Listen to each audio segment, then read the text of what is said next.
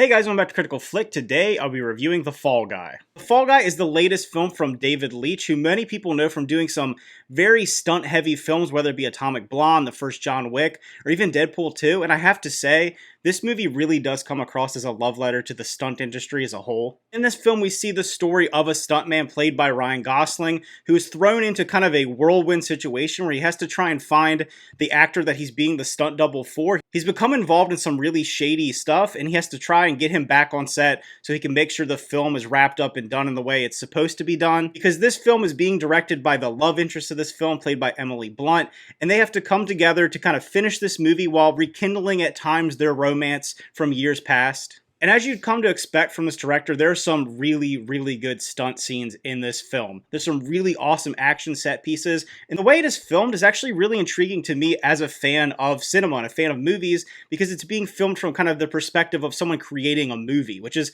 really interesting to see the different set pieces and the rigging and the way that they shoot the different shots using Ryan Gosling's character and then moving in kind of the main actor as a secondary piece. And later on in the film, you kind of get to see it get put together, which I thought was a really interesting way to do it. If you're going into this movie expecting an action-packed, fun summer blockbuster film, I think you'll have a good time.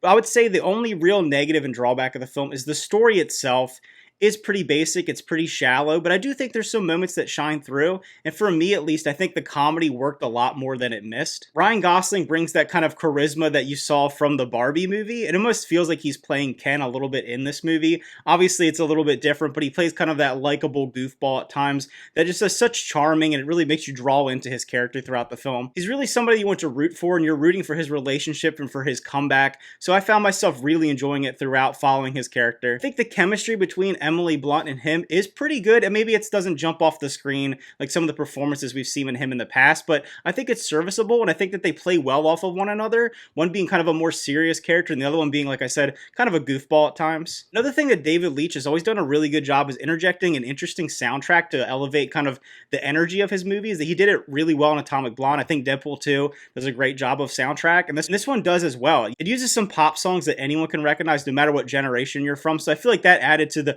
fun of the movie. And as you expect from him, there's a ton of kinetic energy and back and forth, and I felt like at 2 hours long it moved pretty quickly. I never felt like it slowed down or let up too much more than it had to. And as I mentioned the story, there's kind of a twist to this film, and probably about halfway through I was starting to catch on to what was happening. I don't think it's the most clever twist in the world, but you know, it is fun, and I feel like it moved the story along. But like I said, the story is definitely the weak point of this film. And like I said, the way it's shot like you're on the set of a film, I think the overall production design was really well done. You are in these big, huge set pieces and kind of seeing that and being able to film it from a different perspective, like not like you're actually watching the movie, but watching the creation of the movie, I think was really interesting to watch, like I said, as a fan of film myself. There are some really over-the-top stylistic choices like you could expect from this director. There's this scene in a nightclub that I thought was really interesting. Like, this movie never takes itself too seriously, so I liked that it fully went ridiculous at times, which helped elevate the comedy and maybe set up some really interesting action scenes with some visual effects layered over top. Obviously, there's a ton of practical work in this film,